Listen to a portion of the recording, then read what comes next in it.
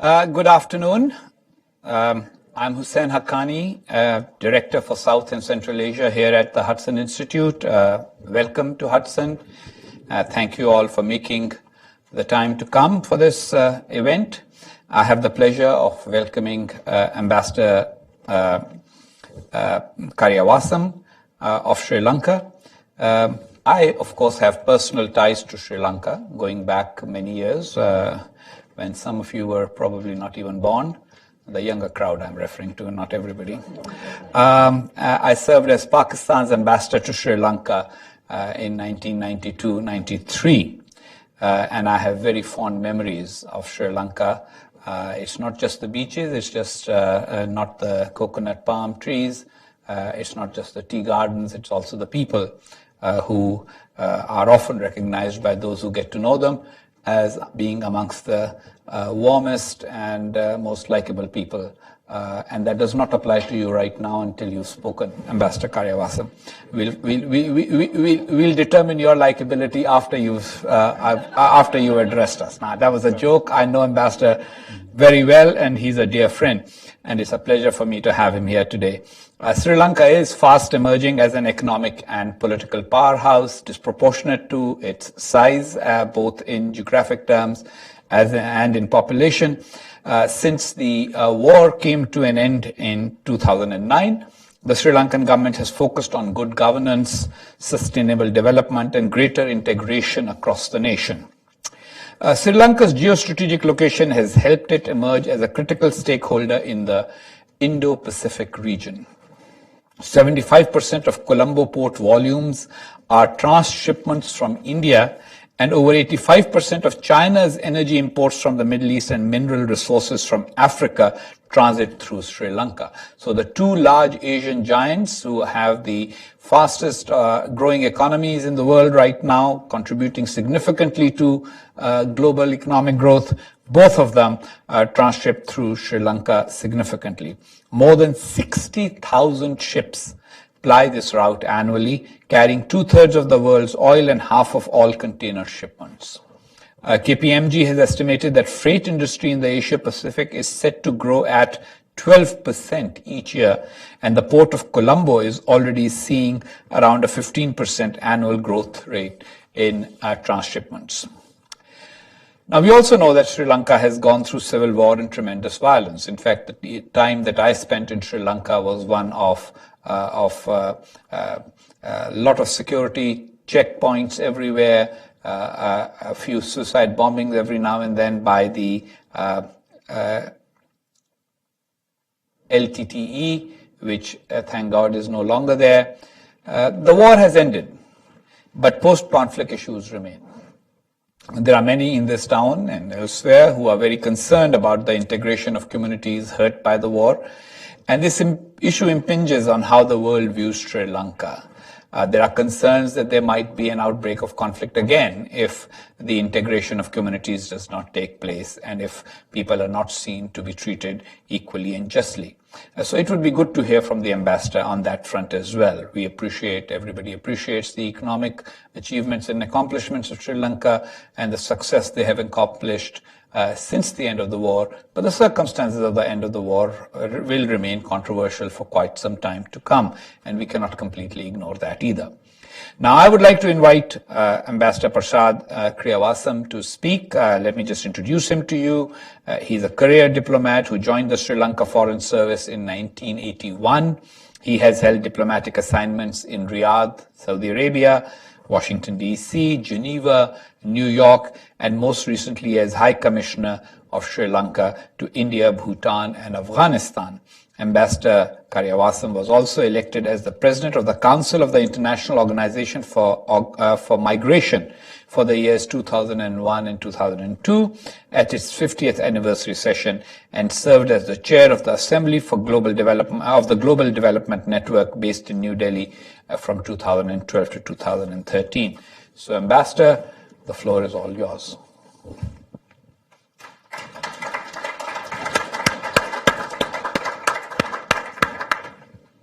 Ambassador Haqqani, thanks for that generous introduction of my country, and of course giving me a challenge as well. but you have picked some of the topics that I want to speak. You have already advanced the topic very well. I want to thank Hudson Institute for giving me this opportunity to talk on this subject at this juncture. It's a very important period for this country and for the world. We have a new administration in US, and there is very important role for us to get engaged. And in fact, last week we had two congressional delegations visiting Sri Lanka, manifesting the interest of the Congress in Sri Lanka.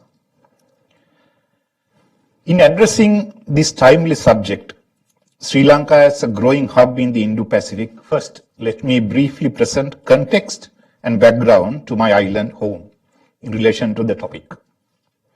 Since time immemorial, Sri Lanka has been known to the travelers of the ancient world as a hub in the Indian Ocean. They identified country by many names like Lanka, Serendip, Ceylon. In our recorded history of over 2,500 years, it is stated that visitors like 13th century Muslim scholar Ibn Battuta, 4th century Chinese Buddhist pilgrim Fahian have described the glorious past of my country vividly. During the colonial era, since 1505, the Portuguese, the Dutch, and then British have held a foothold in Sri Lanka, primarily due to its geographic location in the oceans of the world.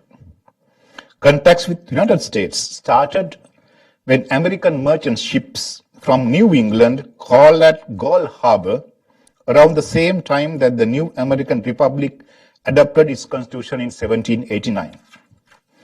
All those visitors recognized my country as an excellent trading hub and reckoned that our land was endowed with precious gems, spices, and other bounties of nature that included elephants and exotic flora. Given the importance and popularity of the location, cartographers of the ancient world depicted Sri Lanka much larger than its actual size. The map of Ptolemy in the 1st century AD is probably the best example. Sri Lanka neither existed nor evolved in isolation in the ancient world. It is recorded that the Sri Lankan kings sent envoys to royal court of Roman Emperor Augustus. People of Sri Lanka, as islanders since ancient times, were influenced by several waves of external interactions that led to exchange not only of goods, but ideas and knowledge, with travelers and traders passing through or visitors from lands close and far. Some traders and visitors settled in Sri Lanka, making our country their home. As a result, Sri Lanka today is a multi-ethnic, multicultural, and multi-religious nation. Buddhism has thrived in Sri Lanka since Buddhist teachings were introduced to the country in the 3rd century BC by the emissaries of Emperor Asoka of India. Arab traders brought with them the teachings of Prophet Muhammad. The symbol of the cross found in the ancient city of Anuradhapura points to the existence of Christians, perhaps Persian Christians, even before the arrival of colonial powers. Hinduism, Hindu beliefs and customs have contributed to Sri Lankan culture very significantly and has become ingrained in everyday life of people. It is not only those who identify themselves as Hindus who practice Hindu customs in our country. For example, almost all Buddhist temples have images of Hindu gods and goddesses installed in them. The Hinduism practice in Sri Lanka has evolved in close interaction with South India. An interesting snippet with respect to Hinduism in our country is that bronze statues of Hindu gods and goddesses discovered in the ancient city of Polonnaruwa, crafted by local artisans and bronze casters, are considered to be the best in the world. The beauty and wealth of the island had caught the imagination of Arab writers to such an extent that the land they refer to as Serendip was incorporated into stories of Sinbad the Sailor. They believed that Adam lived there when he was exiled from paradise. Even today, a holy mountain in Sri Lanka, 7,300 feet in height, called Siripada or Adam's Peak, is venerated by Buddhists, Hindus, Muslims, and Christians. A depression at the summit that resembles a footprint of this spear-shaped mountain is considered by Muslims as Adam's. The same footprint is venerated by Buddhists as that of Buddha, Hindu as that of Shiva, and by Christians as that of St. Thomas the Apostle. Let me now turn to modern era, enough history. In our world, seas cover 70% of the planet. 60% of our borders are sea coast. 9 out of 10 people, 90% on the planet live in coastal region, 90%. Around 90% of the world trade is carried by international shipping. And seaborne trade continues to expand, bringing benefits for consumers across the world through competitive freight costs and growing efficiency of the modes of shipping. We are all aware that the ocean is a bountiful resource, not only for fish, but for energy and minerals, which require well-managed, rule-based exploitation. Therefore, it is not fortuitous that Sri Lanka provided leadership at the United Nations to evolve Law of the Sea Convention. And now, the concept of blue economy is evolving for upholding sustainable development of the oceans to benefit all, in particular littoral countries. It is clear that the world needs peaceful oceans to sustain its benefits in the ever-growing blue economy. Sri Lanka has the benefit of the vast ocean around us, over which we enjoy exclusive economic rights. The country is situated in the world's busiest shipping lane. This busy east-west shipping route passes just 6 nautical miles south of Sri Lanka, carrying 2/3 of global petroleum supplies, half of all containerized cargo. I think Ambassador Haqqani mentioned this. This is both an opportunity and a challenge for our nation. On my arrival in Washington, when I visited headquarters of National Geographic, I observed 2 giant 18th century maps, one depicting Occident, the other the Orient. You can see that in headquarters. And right in the middle of Orient, staring at me, was Sri Lanka. The strategic location of Sri Lanka in the Indian Ocean is a geographical feature that made Sri Lanka a maritime hub since ancient times, which led to Ptolemy featuring Sri Lanka several times larger than its actual size.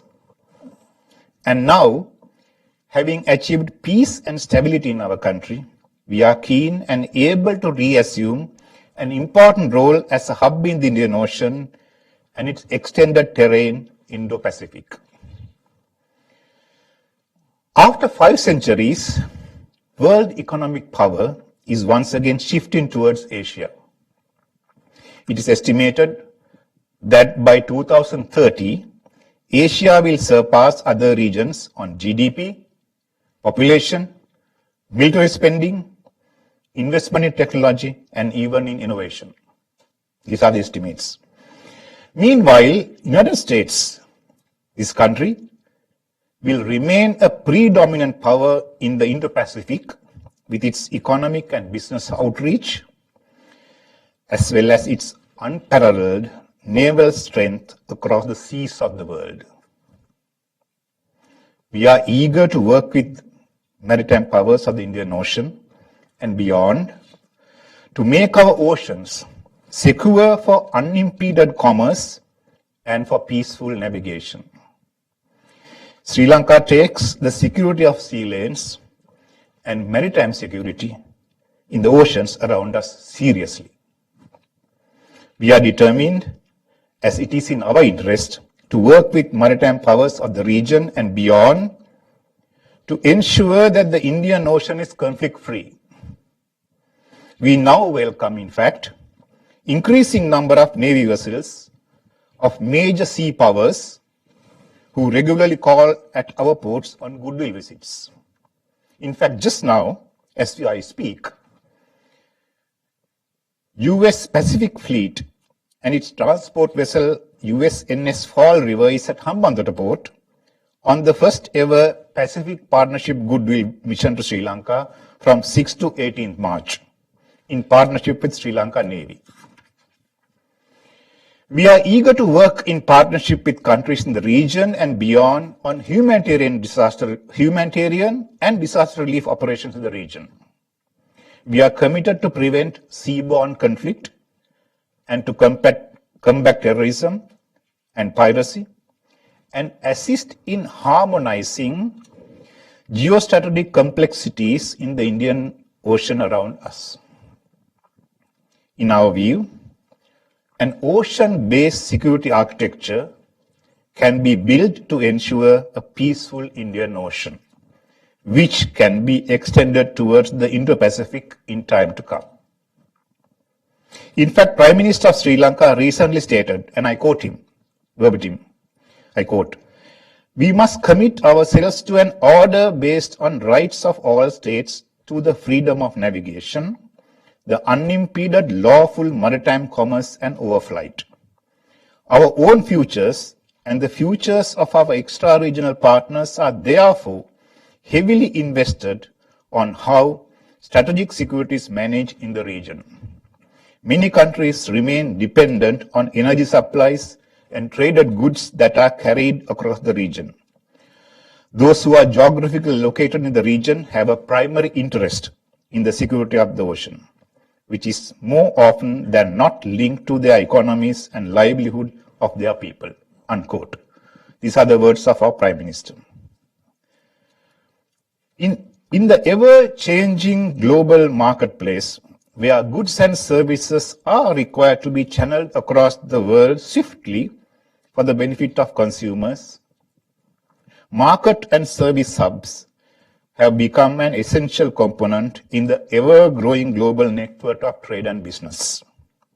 As a result, just like in the ancient world, even more hubs are required to drive trade and commerce, contributing to prosperity along the way. However, we all recognize that such hubs require certain specific and important qualities and characteristics to be successful. First, appropriate infrastructure is essential. Human talent and skill, resource to support, easy and quick access, and all these are essential ingredient or components.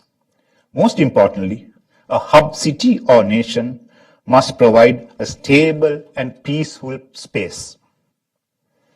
On the basis of such qualities, there are several hubs in the world that are recognized as important. New York, London, Dubai, Singapore, Hong Kong, and several others. All with bustling ports nearby. A port has become important for a hub. Centered on the city of Colombo and its well-established deep water port, Sri Lanka now has the potential to assume such a status. Colombo port already is the busiest transshipment port in South Asia. Over 70% of cargo transshipped in the port is for India, which lies just 20 miles away from Sri Lanka, adding shipping efficiency to the export-import trade in India. And Sri Lanka is situated in the sea lanes connecting with other main growth engines in the Indo-Pacific like China, Indonesia, and Vietnam, as well as well-established economies like Singapore, Japan, South Korea, Australia, and New Zealand. Meanwhile, Sri Lanka seeks to broaden the existing Indo-Sri Lanka Free Trade Agreement. In fact, the Free Trade Agreement between India and Sri Lanka was the first for both countries when it was signed in 1998. Sri Lanka enjoys a free trade agreement with Pakistan and is now working towards such agreements with China and Singapore. A hub requires infrastructure of quality. Colombo Port has recently expanded to become a deep water hub port with capacity to berth the largest container ships in the world. The newly built deepwater Hambantota port near the ever-busy east-west sea lane is already engaged in vehicle transshipment and is an ideal location for a commercial hub with export industries. Ladies and gentlemen, after almost 30 years of conflict since 2009, peace has been consolidated in Sri Lanka. Our democracy, the oldest modern democracy in Asia, has been reinvigorated after a peaceful and people-led political transition in January 2015. The unity government, comprising of two main political parties in the country, has bolstered the age-old democracy by firmly re-establishing the independence of judiciary and combating corruption and allowing a free and vibrant media to flourish. In addition, the government is working with all stakeholders in the country, as well as the international community, and in particular with the United Nations, to establish mechanisms for truth-seeking, justice, reparations, to give solace to all those who suffered during the long years of conflict, and with a view to promoting reconciliation with the firm objective of guaranteeing non-recurrence. The government has embarked on further constitutional reforms to address the requirement of a modern, progressive nation that promotes social justice and social responsibilities. Coupled with political transformation, the government has embarked on economic transformation that promotes growth with equity as well as transparency in business facilitation. Measures have been taken to promote fiscal discipline to ensure financial market stability. To facilitate investment that would promote hub status, total foreign ownership of a business is allowed, with no restrictions on repatriation of earnings. Safety of foreign investments is guaranteed by the Constitution, with investment protection and double taxation relief agreements with over 25 countries. And Sri Lanka implements strong intellectual property law in line with WIPO regulations. It is in this context that Sri Lanka's potential as a service hub becomes apparent. A niche manufacturing destination to produce goods which plug into regional and global value chains, particularly light engineering and electronics, a location for high-value agricultural products such as fruits, vegetables, and dairy, both to service the rapidly growing tourism sector and for exports.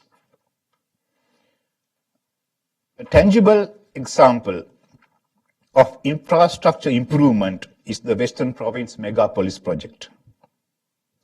This development will cover several cities in the area around Colombo and the southwest of the country. There will be zones dedicated to logistics, industry, IT, and entertainment.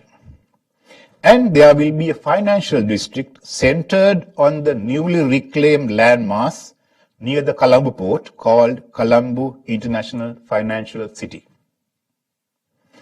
We envisage a major role for the private sector as well as public-private partnerships in implementing these projects.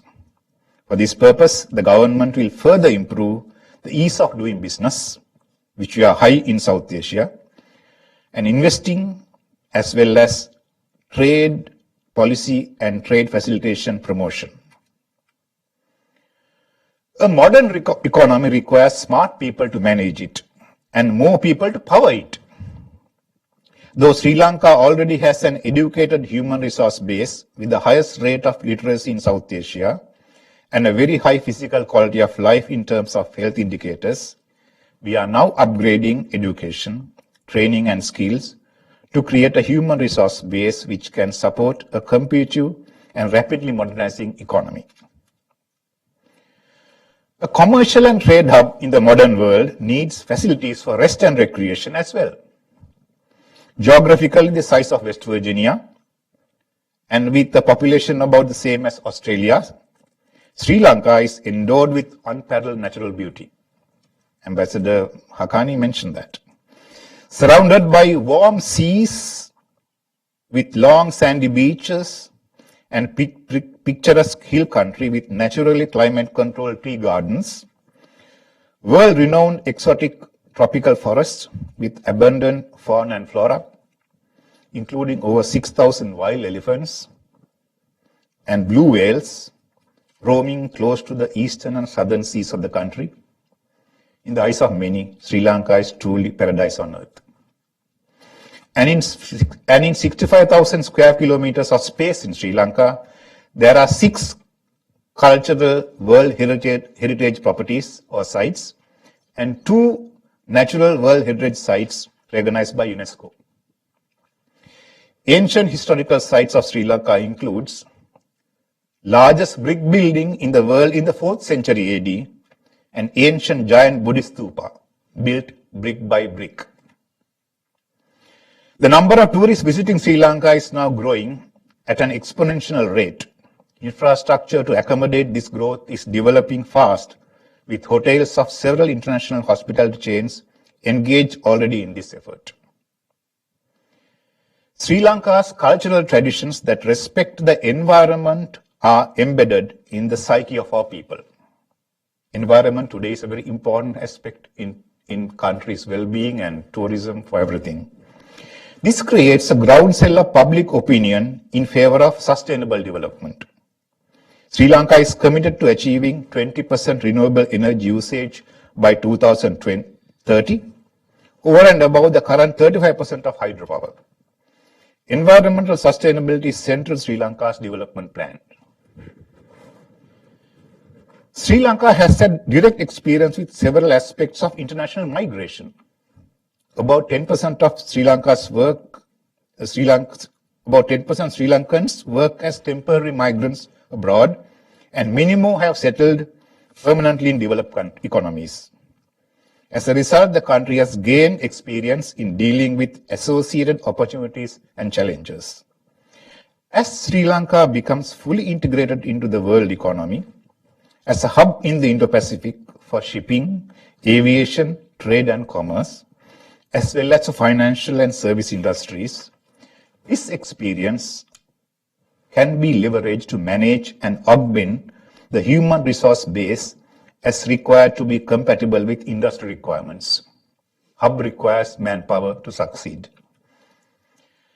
In the current international environment, where many locations are becoming insecure and volatile and environmentally challenged, in comparison, Sri Lanka is a country at peace and has consolidated democracy and revived economic growth with the emphasis on green and blue economy. Ladies and gentlemen, Sri Lanka now stands ready to play its full role as a responsible member of the world community, as a hub nation in the Indo-Pacific that serves its people, the region, and the world beyond for common prosperity. Thank you.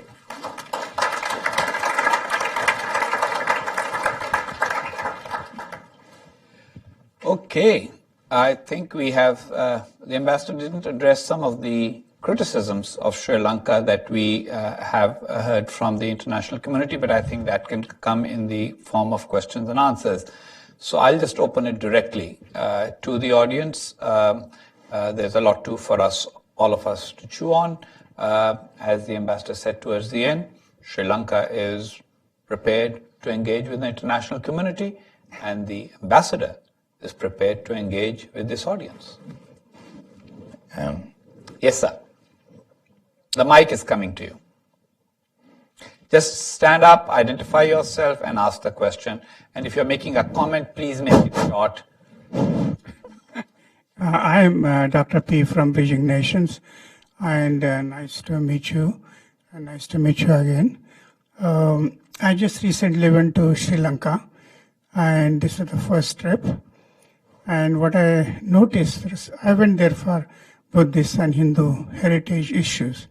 But of course, what came across, and I want to ask a question about that, was everywhere the guide was so proudly showing me the things that the China has invested in Sri Lanka. Look at this great stadium, look at this bridge, look at these roads.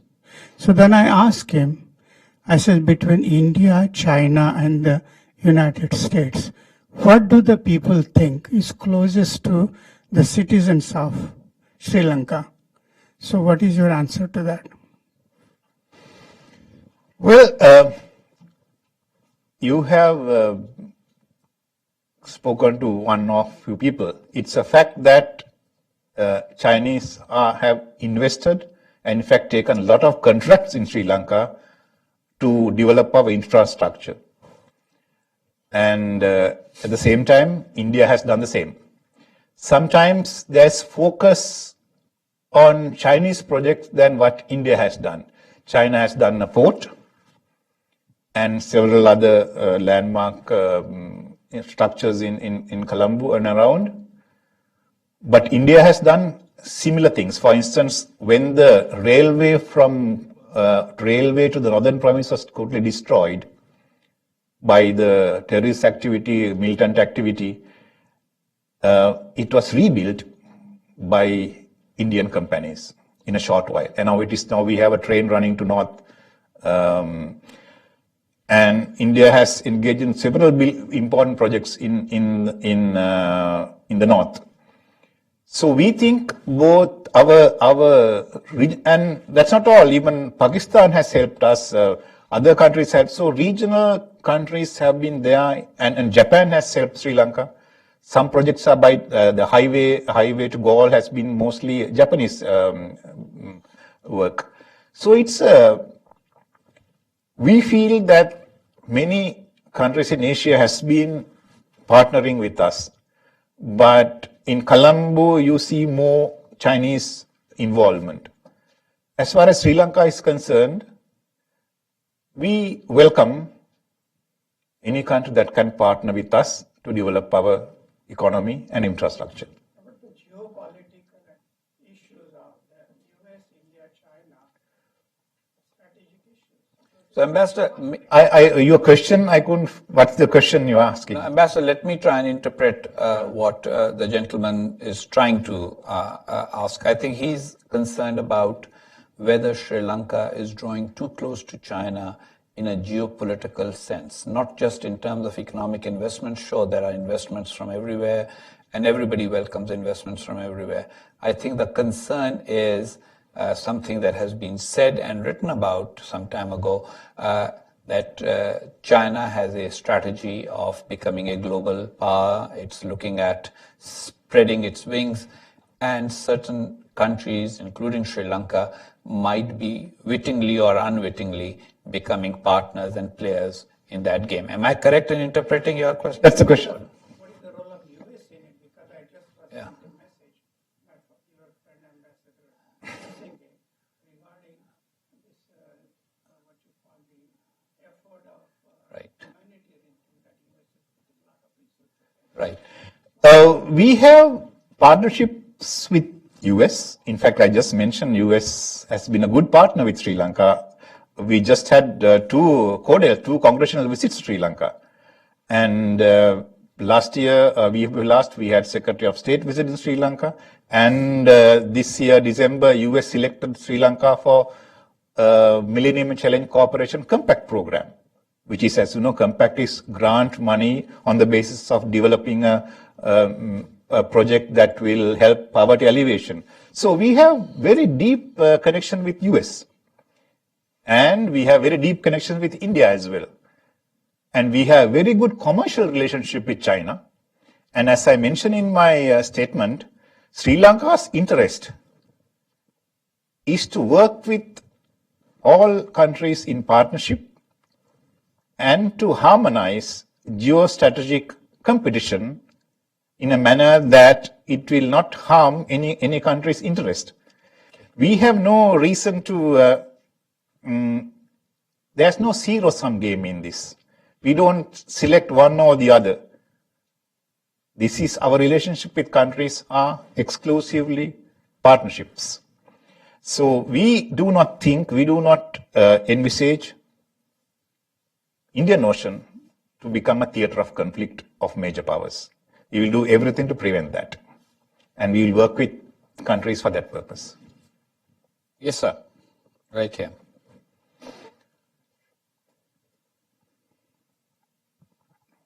Your Excellency, my name is Gerald Heng. We grew up from Southeast Asia under decolonization of the British. We got the British Raj out, and most of the Southeast Asian countries have to look towards an economic model. We have got Sri Lankans in Singapore.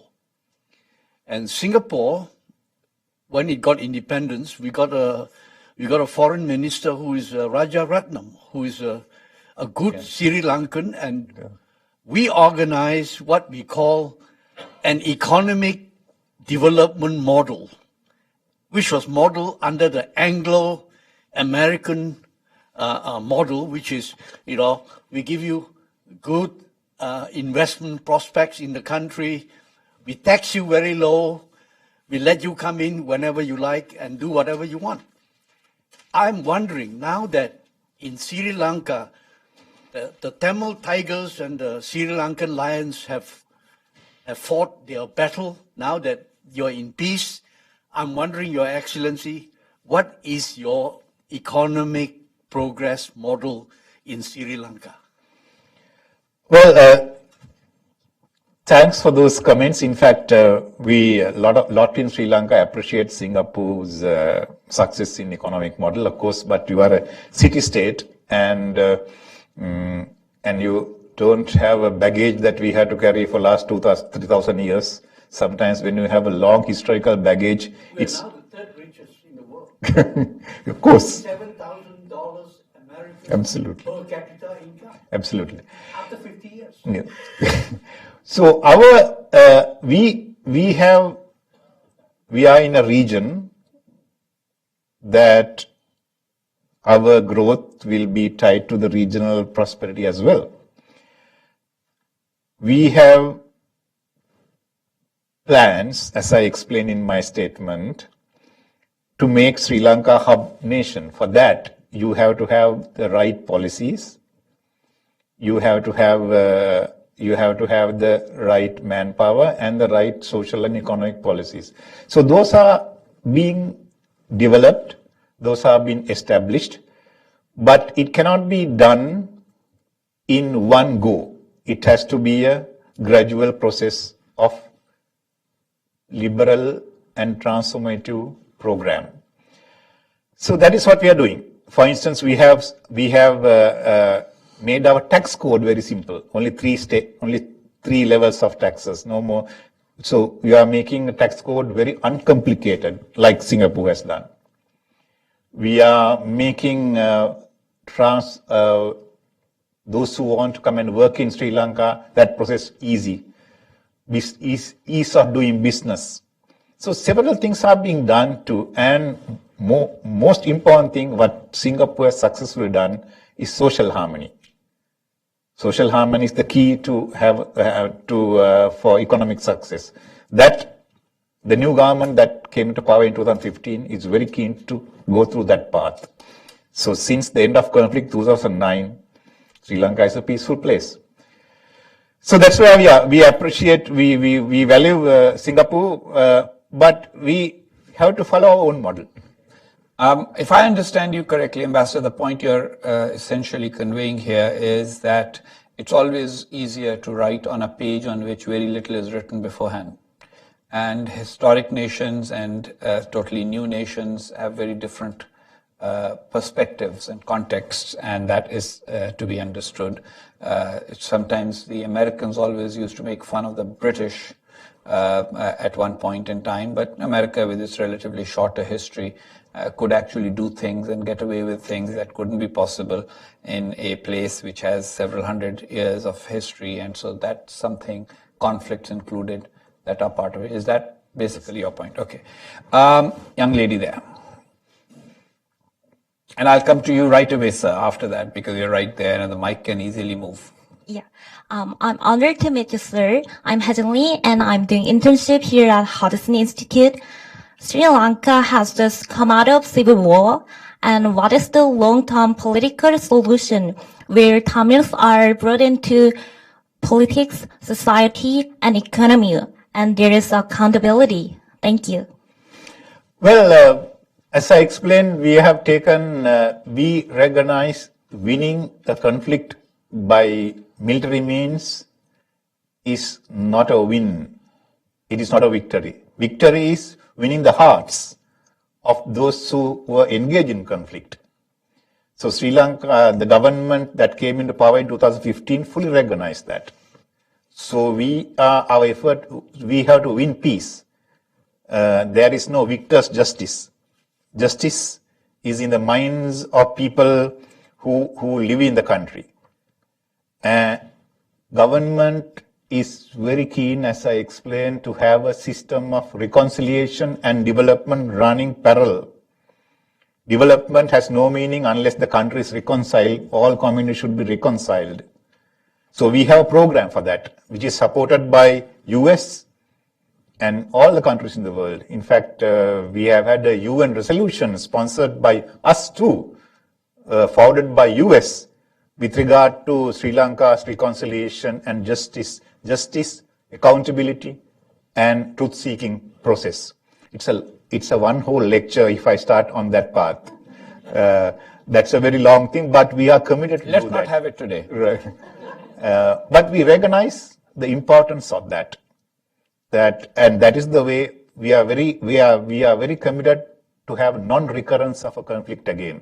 And all communities living in Sri Lanka, I'm repeating, are committed for that. But sometimes you have fringes who are very extreme, and that's normal in a society. Sir. Thank you. I'm Jeff Williams. It's a pleasure to see you again, Mr. Ambassador. Thank you for being here. I'll be quick. Trade is the new diplomacy, particularly in the United States. And it's been no secret, and it's supported by all the empirical data, that U.S. companies have really not been successful in much of the major infrastructure projects over the last 5 or 10 years. What is the new government or your office doing to help promote U.S. companies to be treated fairly in the bidding process and the other ways and procedures that we've had to go through over the last decade and have not been successful? Thank you. Thank you. That's a very good question. In fact, the government that came into power in 2015 is very keen to have transparent processes in terms of contracts and awarding contracts.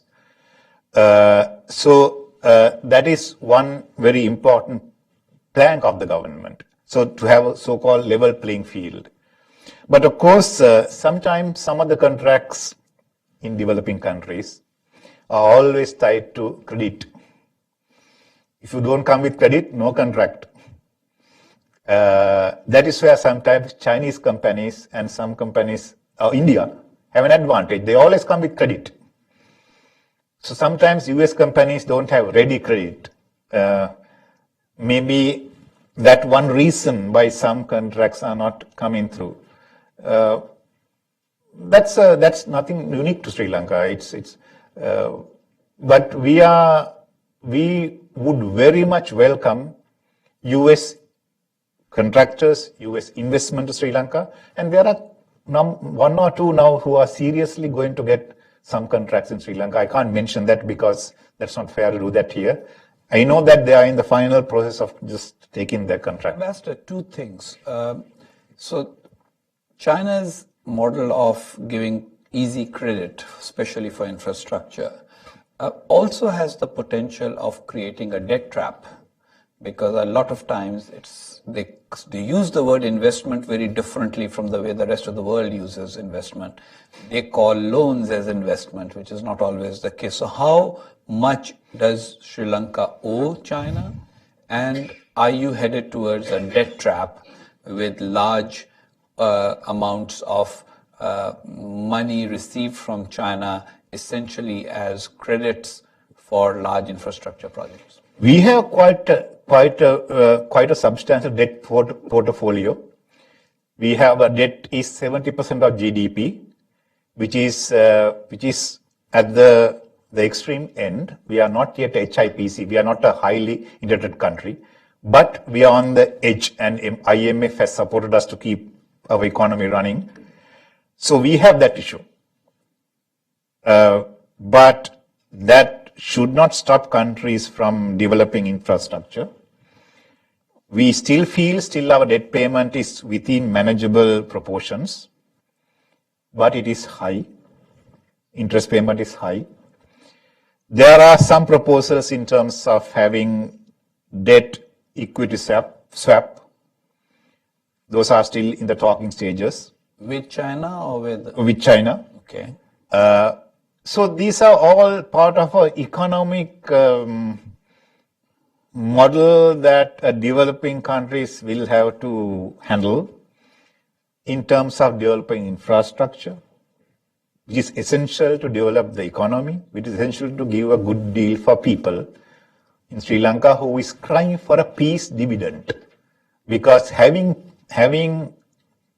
put a lot of effort to have peace in the country, people want to feel that their prosperity has touched them, for which we have to leverage our strengths.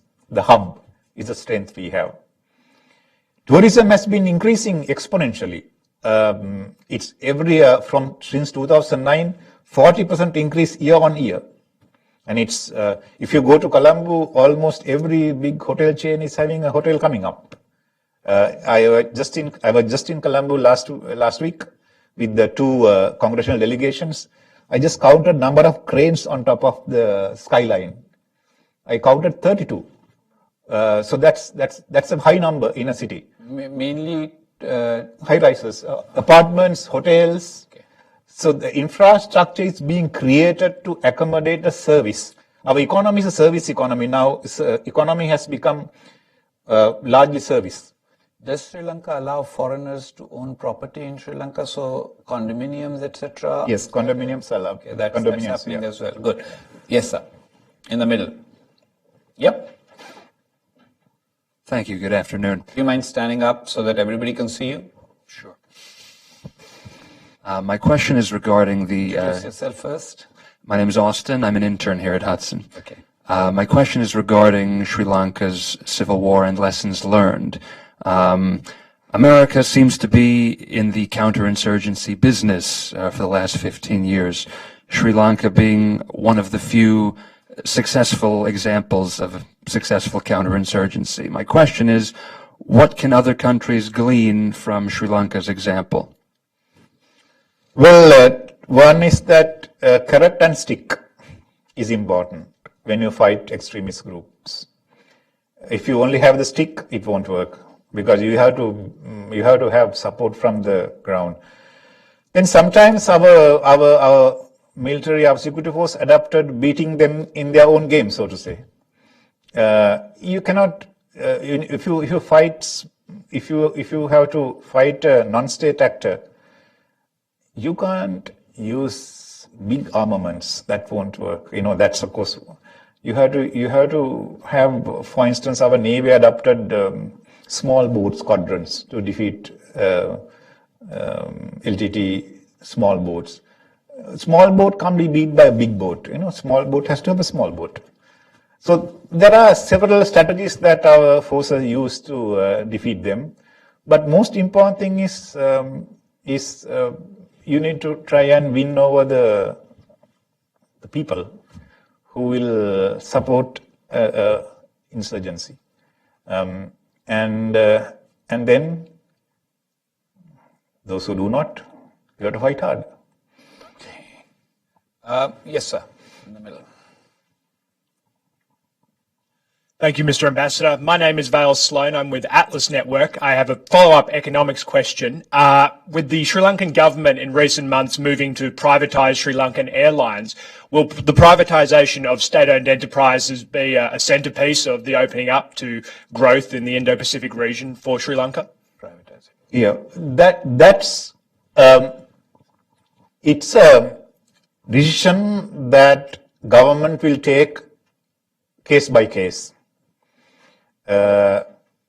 some entities, some operations will be privatized, but not everything. Already we have highly privatized country. For instance, telecom is privatized. So there are more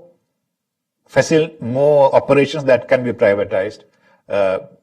We have large number of power suppliers who are private producers who will plug into the national grid, which is still managed by the government entity.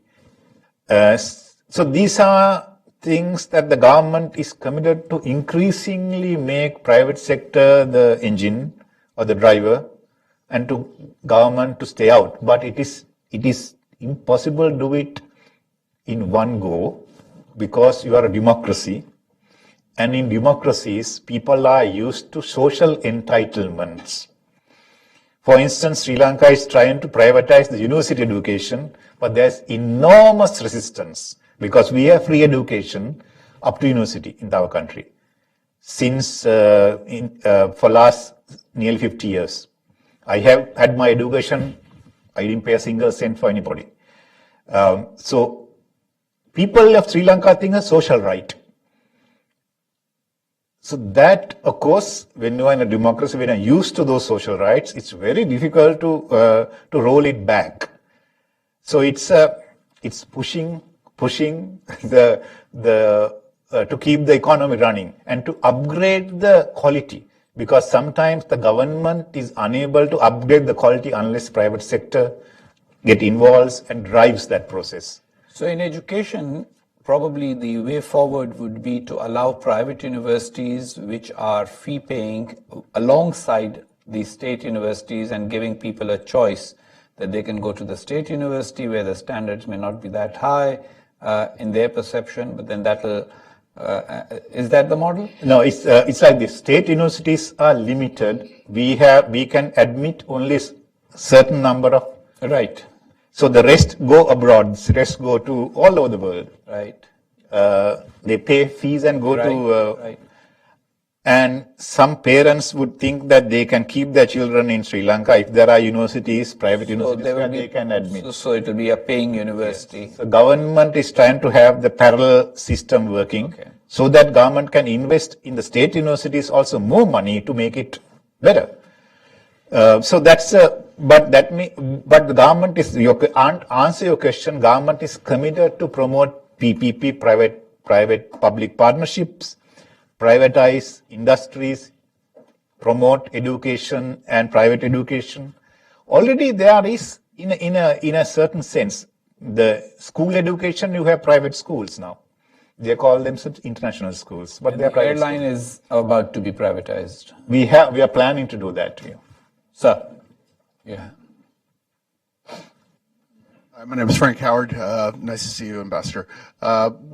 Speaking about education and talking about people going overseas and getting their education, are they coming back to Sri Lanka? Are they coming back and becoming part of a workforce that is allowing for your economic development and for you to become a global player, and particularly one in the Indo-Pacific region?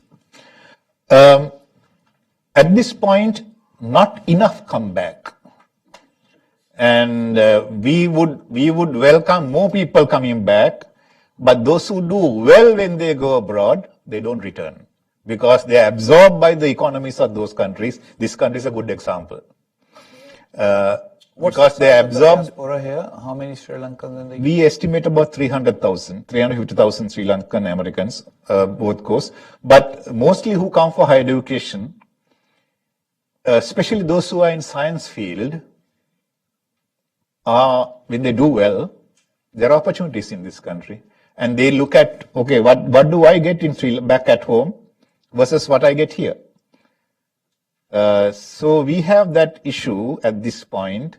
Many who follow science fields can easily find work in this country or in the Western world, and they are the last to return, whereas those who do humanities do return, mostly.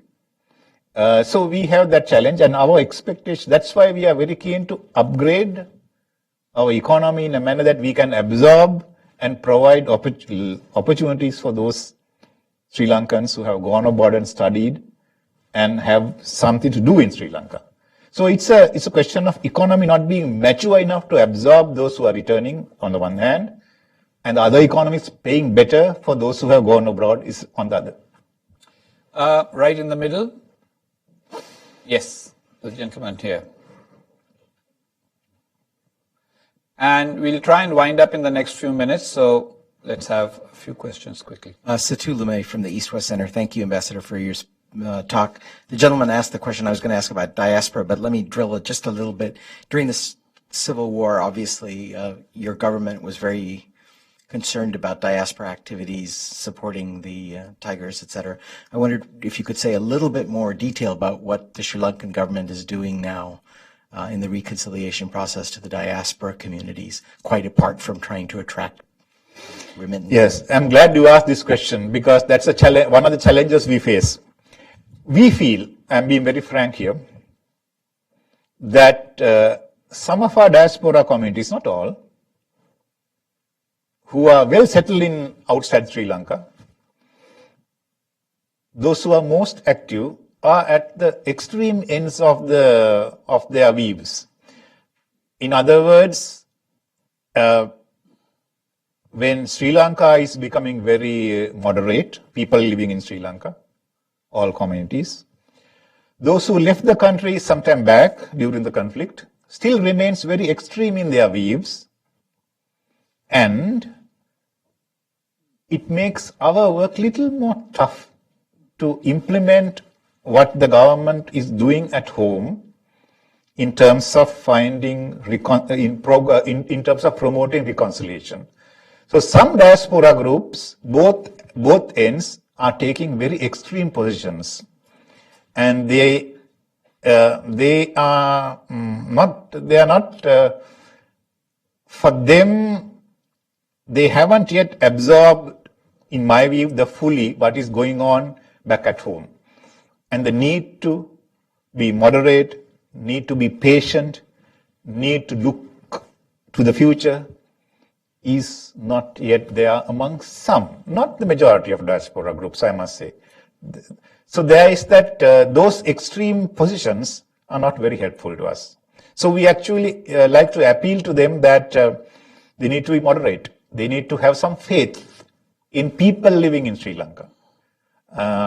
Those who have chosen a government that will provide them reconciliation and development together.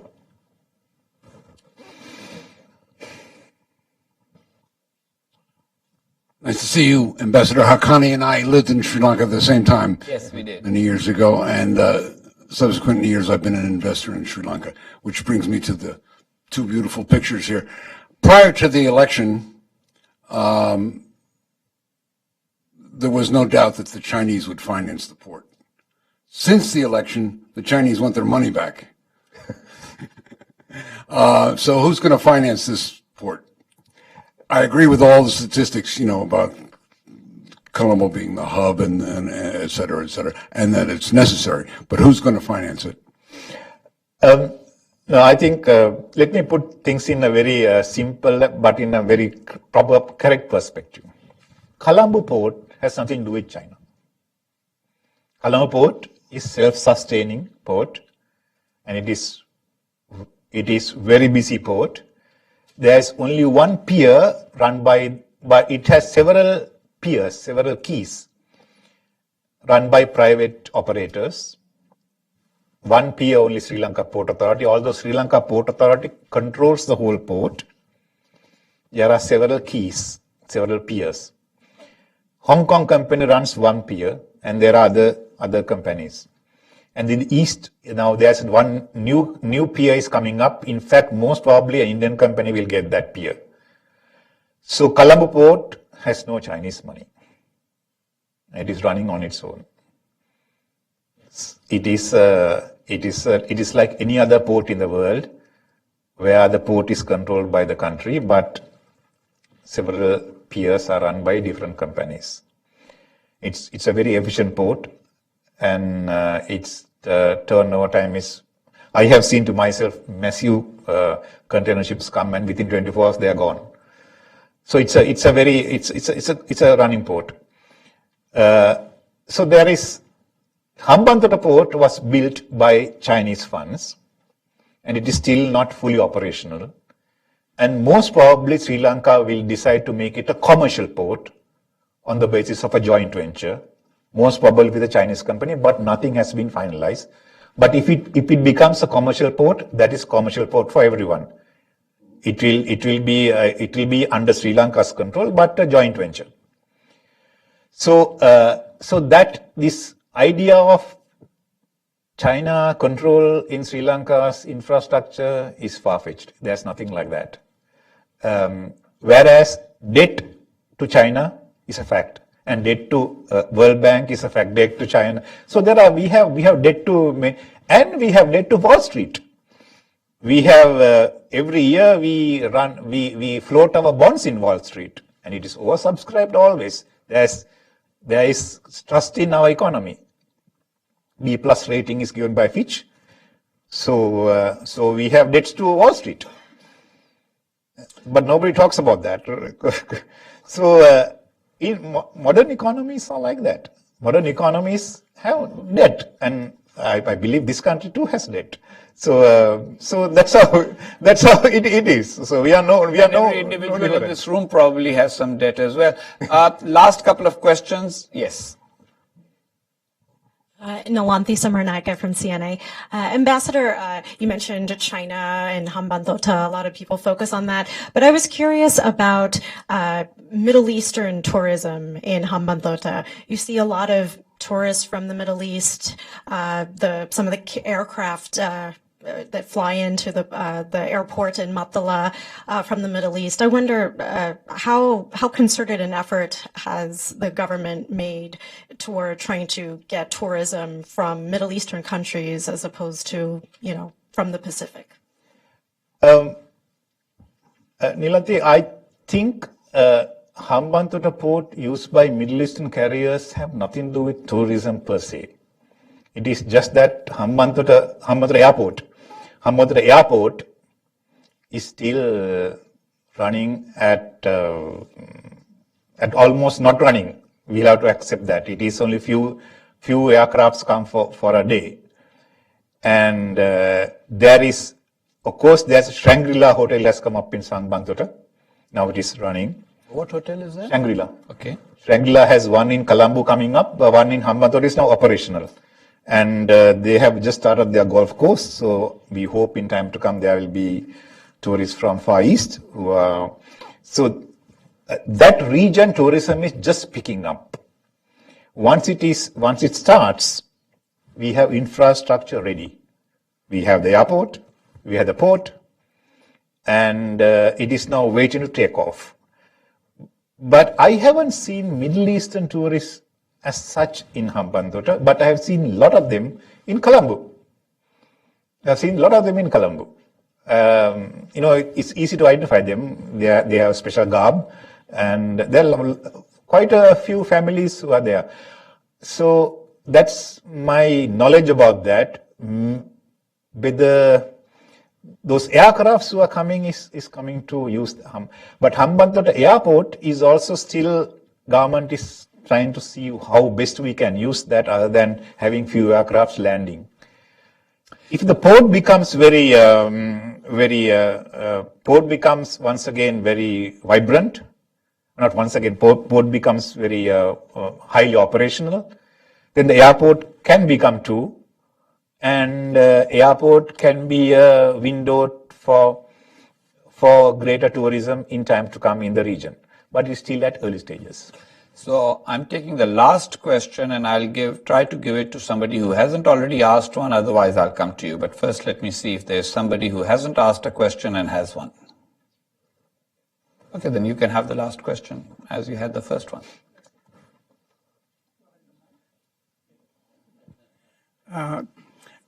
The reason I want to ask this follow-up question, because I was quite concerned after spending a week in Sri Lanka.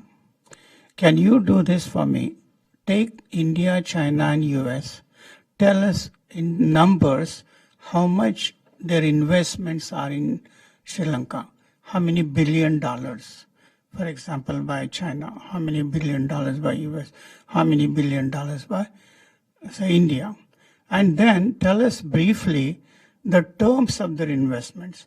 What I was shocked to hear that when China is building infrastructure in Sri Lanka, they bring the Chinese workers and they are doing the work. So it is like just doing, supporting the employment back home in China. And then what I was also told, many Chinese are allowed to stay behind.